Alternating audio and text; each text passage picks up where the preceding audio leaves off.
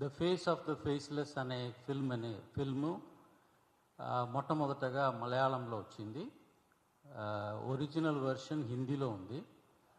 ఇప్పుడు దీన్ని తెలుగులోను తర్వాత తమిళంలోను డబ్ చేశారు. తెలుగులో డబ్ చేసిన దానికి దివ్యవాణి సోషల్ కమ్యూనికేషన్స్ డైరెక్ట్గా డిస్ట్రిబ్యూషన్ తీసుకుంది. ఈ సినిమా ఏంటి, అసలు ఎందుకు ఈ సినిమాని చూడాలి అందరూ? ఇది ఒక నిజమైన కథ, అంటే క్షమాపణ గాథ అని తెలుగులో టైటిల్ ఇచ్చాము.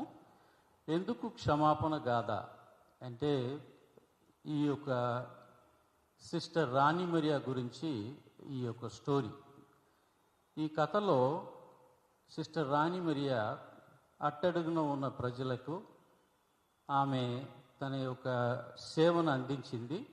ముఖ్యంగా వాళ్ళని ఆర్గనైజ్ చేసి వాళ్ళకి ఒక రెస్పెక్ట్ అనేది, అంటే ట్రైబల్స్కి రెస్పెక్ట్ అనేది తీసుకొచ్చింది. ఆమెని వాళ్ళు ఇండోర్కా రాణి అని కూడా పిలిచారు, ఎందుకంటే ఆమె అంతా చాలా పవర్ఫుల్. తర్వాత ఆమె వీళ్ళందరికీ కూడా సేవ చేసింది. ఈ కథలో ఆమెని ఒకరు ఫాలో చేసి ఆమెని చంపేస్తున్నారు. ఆయన పేరు సమందా సింగ్. ఈ కథలో ఆయన ఆమెను చంపిన తర్వాత క్షమాపణ అనే గుణాన్ని తెచ్చుకుంటున్నాడు. ఆయన క్షమాపణ అడిగి ఆ కుటుంబం కూడా ఆయనకు చాలా దగ్గర అవుతున్నారు.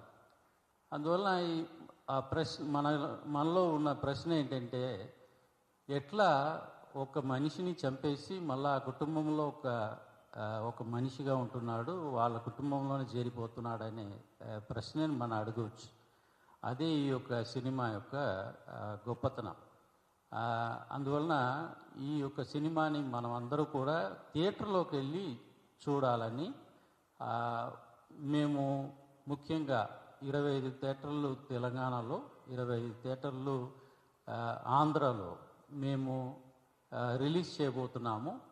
నవంబర్ 7వ తారీఖు అనగా ఫ్రైడే రోజు ఈ యొక్క సినిమా అనేది, క్షమాపణ గాథ అనే సినిమా అనేది రిలీజ్ అవుతుంది తెలుగులో. అందువలన అందరూ కూడా థియేటర్లోకి వెళ్ళి చూడవలసిందిగా కోరుకుంటున్నాము. మరి ఇది ఒక రిలీజియస్ మూవీ కాదా అని అనుకుంటారు, ఎందుకంటే ఒక సిస్టర్ యొక్క